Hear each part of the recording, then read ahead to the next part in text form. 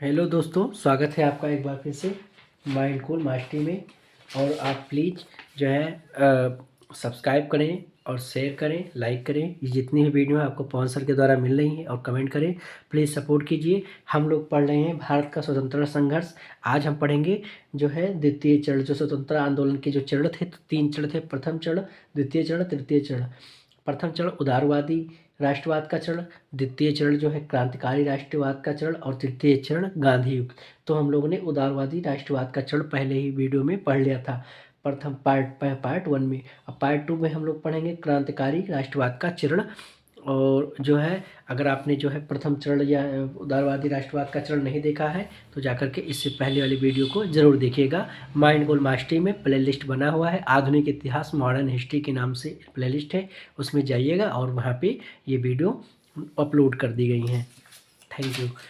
तो देखिए जो है द्वितीय चरण 1905 से 1919 तक रहा। करजन जो है, इसके जो है करजन से शुरू होता है, चेम्सफोर्ड तक ये चलता है द्वितीय चरण। ठीक है, क्योंकि 1905 में करजन थे, 1919 में चेम्सफोर्ड थे, वाइसराय दोनों थे। ठीक है, देखिए इसमें 4 लोग थे। ठीक है, द्वितीय चरण में पहले 4 लोगों की बात की, जो कि युवा थे।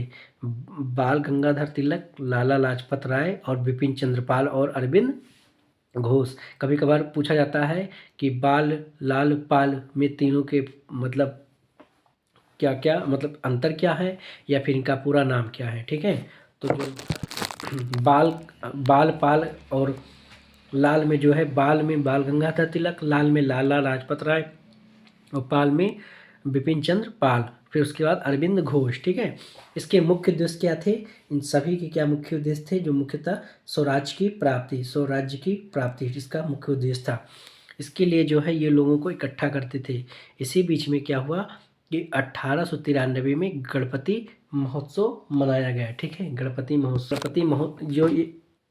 महोत्सव था, ये बाल गंगाधर तिलक ने 1893 में गणपति महोत्सव किया। उसके बाद 1895 में शिवाजी महोत्सव। इन महोत्सवों का कारण क्या था, इन महोत्सवों का कारण था कि इसी बहाने मतलब 1893 में और गणपति महोत्सव, 1895 में शिवाजी महोत्सव, इसी बीच में बुलाते थे और लोग जो है भारतीय इकट्ठा होते थे और अपनी बातें करते थे, आज़ादी की बातें करते थे। तो इसी की आड़ ले लेते थे, या कहा जाए तो यही एक मौका होता था कि जहाँ लोगों का मिलन हो जाता था, और अंग्रेज ज़्यादा बहुत कुछ इसमें समझ नहीं पाते थे। ठीक है, तो एक था कि हम लोग राष्ट्रवाद को बनाएं, राष्ट्रवाद की चीज़ों को समझें और उसके बाद अपने देश को आज़ाद कराएं। तो ऐसे महोत्सवों का आयोजन होने लगा था। आज भी जो है, जो ये बाल गंगाधर तिलक ने जो मनाया था 1897 में गणपति महोत्सव, शिवाजी महोत्सव, ये सब अभी भी जो है महाराष्ट्र में मनाया जाता है। उसके बाद 1897 में हुआ क्या कि दामोदर चापेकर और बालकृष्ण चापेकर ने प्लेग कमिश्नर मिस्टर रैंड और एयरहस्ट की हत्या कर दी थी। ठीक है, ये सबसे पहले जो थे निकले थे, जो कि नरम दल और गरम दल जब टूटा था सूरत के विभाजन से, तो नरम दल जब हट गया था तो कि गरम दल आया, और 1897 में दामोदर चापेकर और बालकृष्ण चापेकर ने क्या किया था, प्लेग कमिश्नर मिस्टर रैंड और एयरहस्ट की हत्या कर दी थी। ठीक है, तो कहीं ना कहीं ये चीज़ें पहली बार उभर के आने लगी। ये जो है युवा थे। ठीक, इससे पहले कि वो 1857 की क्रांति के बाद में ये पहला ऐसा मौका था। उसके बाद तिलक जी ने अपनी पत्रिका केसरी में इसकी तुलना शिवाजी द्वारा अफजल खां की हत्या से की थी। ठीक है, ये क्वेश्चन पूछा जाता है। ठीक है, कि जो इन्होंने चापेकर बंधुओं ने जो हत्या की थी, इसकी तुलना जो है किससे की जाती है, तो तिलक का मान मतलब समझते ही होंगे कि जो है बाल गंगाधर तिलक। ठीक है, तिलक जी ने अपनी पत्रिका केसरी में इसकी तुलना शिवाजी द्वारा अफजल खां की हत्या करने, जो अफजल खां शिवाजी से मिलने के बहाने आता है, ये धूर्त रहता है और ये मिलने आता है शिवाजी से, और शिवाजी उसकी चाल को समझ जाते हैं और उसकी हत्या कर देते हैं। तो शिवाजी द्वारा जो अफजल खां की हत्या हुई थी, वही जो तुलना तिलक जी ने जो है चापेकर बंधुओं की थी। देखो जी, क्रांतिकारी आंदोलन उभरने का जो श्रेय कहा जाए, ये महाराष्ट्र से ही शुरू होता है, इसीलिए गणपति महोत्सव, शिवाजी महोत्सव महाराष्ट्र में अधिक मनाया जाता है। उसके बाद होता क्या है, 1904 में बी.डी. सावरकर ने गुप्त सभा के रूप में अभिनव भारत की स्थापना की थी। ठीक है, 1904 में बी.डी. सावरकर ने गुप्त सभा, ये क्वेश्चन पूछा जाता है बेटा, इंपॉर्टेंट कर लेना। ठीक है, गुप्त सभा के रूप में अभिनव भारत किसका है, इसकी स्थापना किसने की थी, तो बी.डी. सावरकर ने। ठीक है, बी.डी. सावरकर ने। उसके बाद 1907 में वारिंद्र घोष एवं भूपेंद्र दत्त ने अनुशीलन समिति का गठन किया। किसका किया? अनुशीलन जो है समिति का गठन। इसके पीछे रीजन क्या था? देखो, जो अभिनव भारत हो गया, अनुशीलन हो गया, महोत्सव थे, गणपति महोत्सव, शिवाजी महोत्सव, एक गुप्त सभा के रूप में अभिनव भारत, अनुशीलन समिति, ठीक है, ये इन सबका एक ही कारण था कि लोग जुड़े और राष्ट्रवाद को समझें। राष्ट्रवाद क्या है? राष्ट्रवाद क्या है कि जब एक लोग से दो लोग, दो लोग से चार लोग और सभी लोगों का एक मत हो जाए, अपने देश और अपने राष्ट्र के लिए एकजुट हो जाए, उसी को राष्ट्रवाद कहते हैं। ठीक है, किसी एक ही जो है चीज़ें जब एक विचार मिलाते हैं और एक ही चीज़ से जो है एकत्रित होकर के, इकट्ठा होकर के एकता रहती है, तो उसी को राष्ट्रवाद कहते हैं। ठीक है, तो वरिंद्र घोष और भूपेंद्र ने अनुशीलन समिति का गठन किया। उसके बाद इसका उद्देश्य क्या था? खून के बदले खून। और नरम दल वाले क्या थे? वो तो भिक्षा मांगने वाली प्रणाली करते थे, पर ये जो इनका उद्देश्य था, खून के बदले खून। उसके बाद क्या था? 1909 में मदन लाल ढींगरा ने लंदन में कर्जन वायराली की हत्या कर दी। ठीक है, जिसने 1909 में मदन लाल ढींगरा ने लंदन में कर्जन वायली की हत्या कर दी थी। ये कर्जन वो नहीं है जो लॉर्ड कर्जन, ये कर्जन वायली दूसरे थे। ठीक है, इनकी हत्या कर दी। कहीं ना कहीं ये चीज़ें उभर के आने लगी थी देश की में। ठीक है, कि मदन, ये पूछा जाता है कि मदन लाल ढींगरा ने हत्या की थी, कहाँ की थी? तो लंदन में। किसकी? कर्जन वायली की। ठीक है, उसके बाद मैडम भिकाजी कामा, जो कि पारसी महाराष्ट्रियन थी। ठीक है, महिला ने 1907 में स्टुटगार्ट यानी जर्मनी में भाषण दिया एवं राष्ट्रीय तिरंगा फहराया।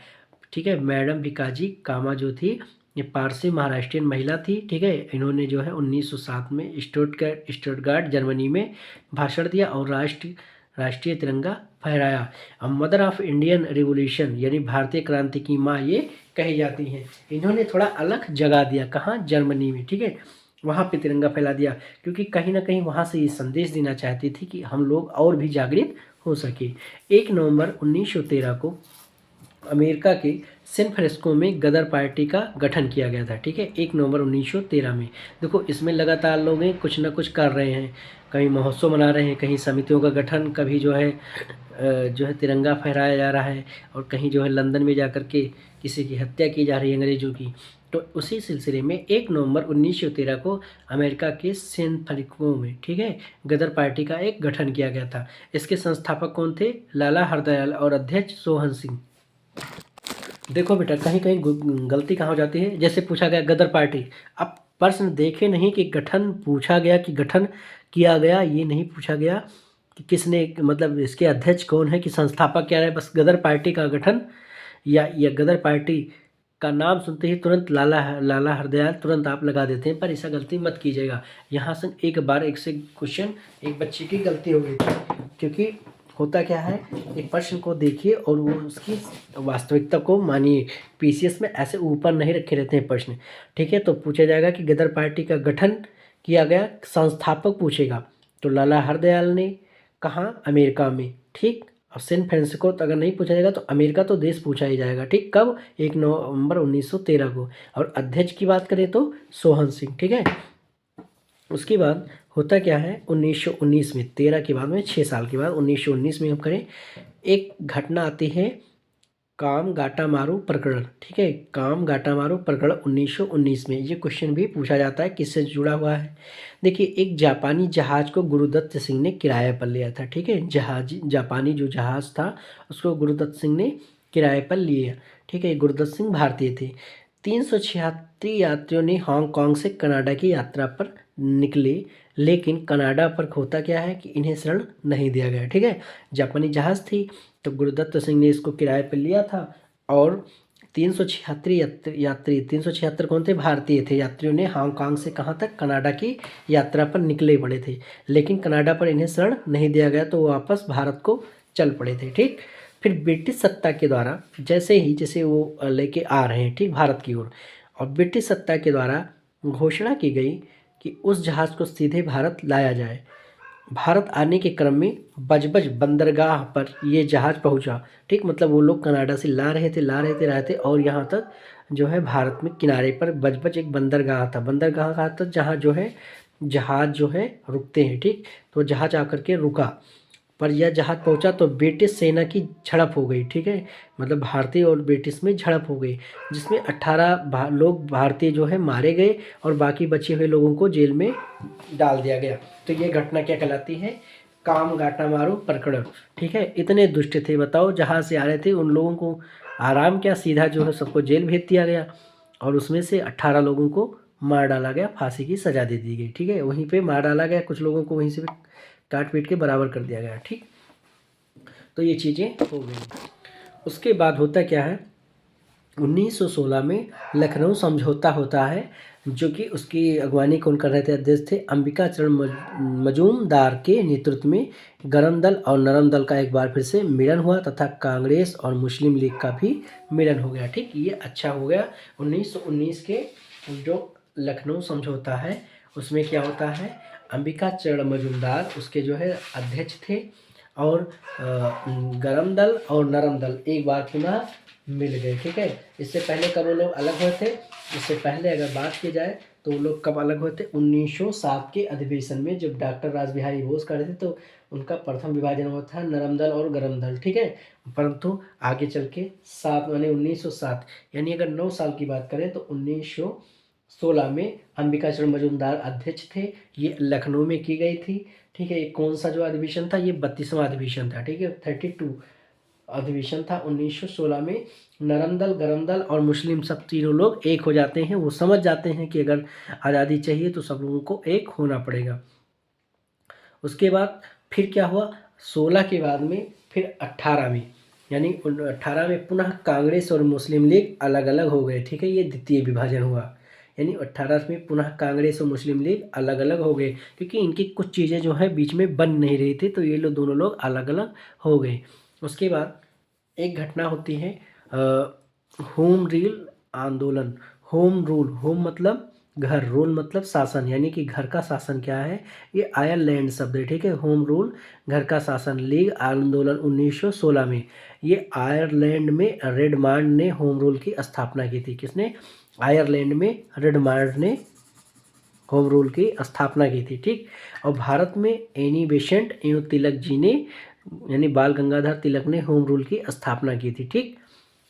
आप लोगों को समझ में आ रहा है? भारत में जो है एनी बेसेंट एवं तिलक ने होम रूल की स्थापना की थी।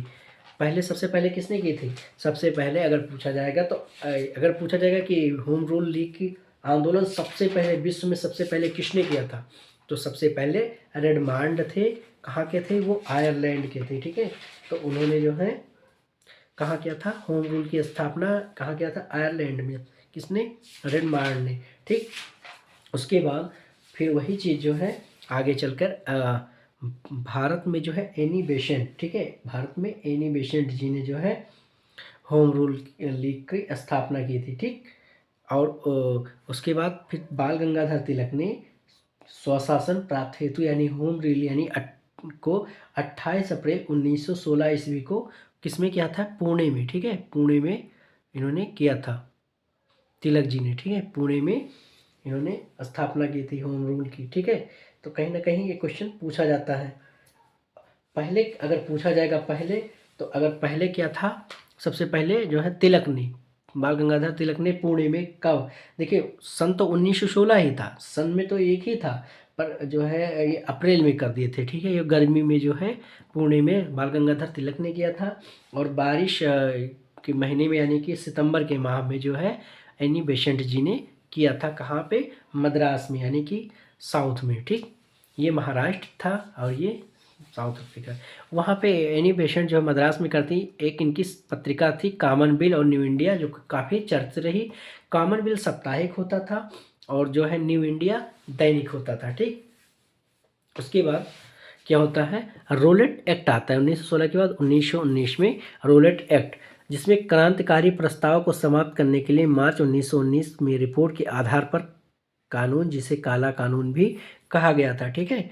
यानी क्रांतिकारी प्रस्ताव, यानी कि उस समय काफ़ी उपद्रव मच रहा था, तो उसमें उसी के बीच में अंग्रेजों ने एक रोलेट एक्ट लाया कि जो उपद्रवी जो या मतलब ये भारतीय हैं, ये काफ़ी उग्रवादी हो गए हैं, काफ़ी गरम दल के हो गए हैं और जो है हम लोगों के शासन को नाक में दम कर दिए हैं लोग, तो उन्होंने एक प्रस्ताव लाया था रोलेट एक्ट यानी क्रांतिकारी प्रस्ताव को समाप्त करने के लिए मार्च 1919 में रिपोर्ट के आधार पर कानून, जिसे काला कानून बोलते हैं, इसमें था नो अपील, नो दलील, नो वकील, यानी कि आपको बिना पूछे कारण से अरेस्ट कर लिया जाएगा। आप ना अपील कर सकते हैं, ना कोई दलील रख सकते हैं, ना कोई वकील कर सकते हैं। ठीक, तो ये कहीं ना कहीं काला कानून था।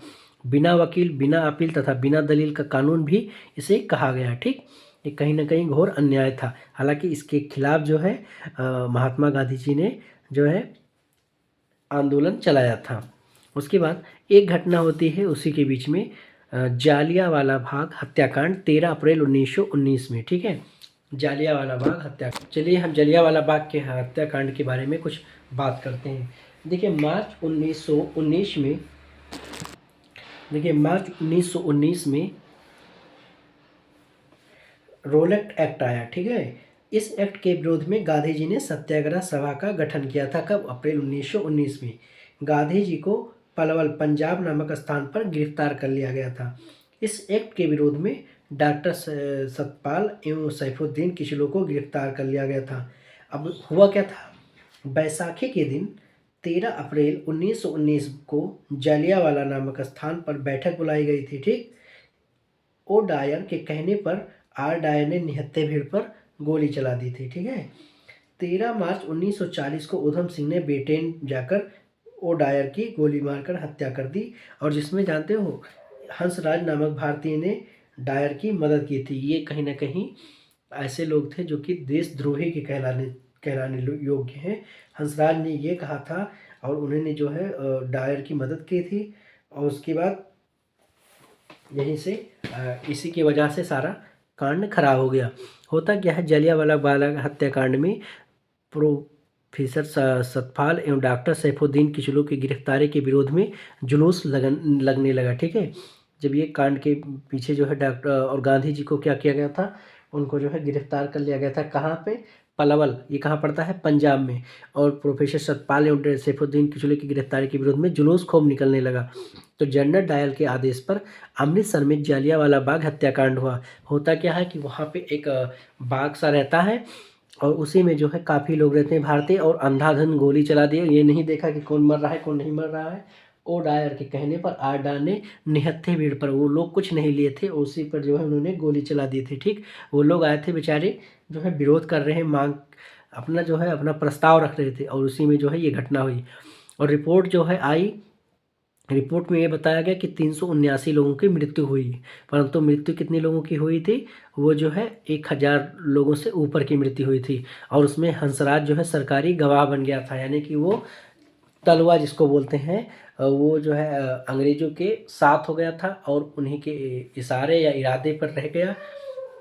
और ऐसे जो दुष्ट लोग थे उन्हीं उन्हीं मतलब जो है हंसराज की वजह से जो है ये केस जब लड़ाई चलने लगी, तो कहीं ना कहीं हंसराज ने कहा कि नहीं नहीं, ऐसा कुछ नहीं हुआ, बहुत अच्छा से हुआ है, मतलब इसमें अंग्रेजों की कोई गलती नहीं। और गवाह बन जाने के कारण जो है ये चीज़ जो है दीनबंधु C.F. एंड्रूज ने इसे जानबूझकर के हत्या कहा। ठीक है, तो सरकारी हंसराज जो है सरकारी का जब गवाह बन जाता है तो इनको जो है आज़ादी मिल जाती है। किसको? डायर को। ठीक है, तो मतलब डायर की गलती नहीं निकलती है, किसकी? हंसराज की वजह से। उसके बाद दीनबंधु C.F. एंड्रूज ने इसे जानबूझकर कर गई हत्या कहा। ठीक है, दीनबंधु C.F. एंड्रूज ने इसे जानबूझकर कर दी गई हत्या कहा गया था। उसके बाद एक जो है हंटर कमेटी आती है। ठीक है, जो अक्टूबर 1919 में आती है इसकी जांच करने के लिए, यानी उसमें 5 अंग्रेज और 3 भारतीय थे। तो जो लॉर्ड हंटर थे इसके अध्यक्ष थे, इसलिए इसको हंटर कमेटी बोलते हैं। इसमें चिमन लाल सीतकवाड़, साहबजाद सुल्तान अहमद और जगत नारायण। ठीक है, ये जब कमेटी आती है तो इसमें 3 भारतीय थे, चिन्मालाल सीतकवाड़ और साहबजाद सुल्तान अहमद, जगत नारायण, और स्वयं जो है 5 जो है अंग्रेज थे, जिसमें से लॉर्ड हंटर इसके अध्यक्ष थे। तो कहीं ना कहीं क्वेश्चन पूछा जाता है, और हंटर कमेटी ये कह रही थी कि जो है इसकी जांच की जाए। तो लोगों ने कहा कि आप 5 वही हैं, आप वही करेंगे। तो उसके बाद और उन लोगों ने कहा कि आप अपने हिसाब से बना लीजिए, आप अपने हिसाब से अगर लग रहा है तो आप अपने हिसाब से कर लीजिए। तो फिर एक तहकीकात कमेटी बनी 1919 में, कांग्रेस द्वारा गठित कमेटी, जिसके अध्यक्ष मदन मोहन मालवीय थे। उसके सदस्य महात्मा गांधी, मोतीलाल नेहरू आदि थे। ठीक है। और कहीं न कहीं ये चीज़ें हुई, तहकीकात में पता चला कि गलती किसकी थी और इसी जो है यही असहयोग आंदोलन का कारण बना था, ठीक है। असहयोग आंदोलन का यही कारण बना था कि जो है रोलेट एक्ट आया, रोलेट एक्ट में जलियांवाला बाग हत्याकांड में इतनी चीज़ें हो गई और उसके चक्कर में जो है कहीं न कहीं जो निर्दोष थे उनको दंड मिल गया और जो दोषी थे वो जो है ये हंसराज की वजह से जो है बच गए। तो कहीं न कहीं असहयोग आंदोलन का ये कारण बना। उसके बाद जनरल डायर जो है ब्रिटेन में चला जाता है, ठीक है, वापस। और लेकिन तो यहाँ से ऊधम सिंह जो है जाते हैं और जो है जनरल डायर को ब्रिटेन में ही मार के आते हैं और जो है उसी समय इनको ये है बदला ले लेते हैं। कहीं न कहीं कौन सी चीज़ का, जो जलियांवाला बाग हत्याकांड किया था उसका जो है बदला पूरा हो जाता है और जो है उसको ओडायर की ब्रिटेन में जो है ये जब ये गया था तो इसको नवाजा गया था और जब यही चीज़ जो है जब ऊधम सिंह जब जाते हैं और ब्रिटेन में उसको मार के आते हैं। तो कहीं न कहीं ये चीज़ घटनाएँ होती हैं। तो आप लोगों ने अच्छे से आज समझा होगा और अगर आपको अच्छा लग रहा हो तो प्लीज़ सब्सक्राइब कीजिएगा, लाइक कीजिएगा और शेयर कीजिएगा और इसको 2-3 बार पढ़िएगा तो अच्छे से समझ में आ जाएगा। Thank you.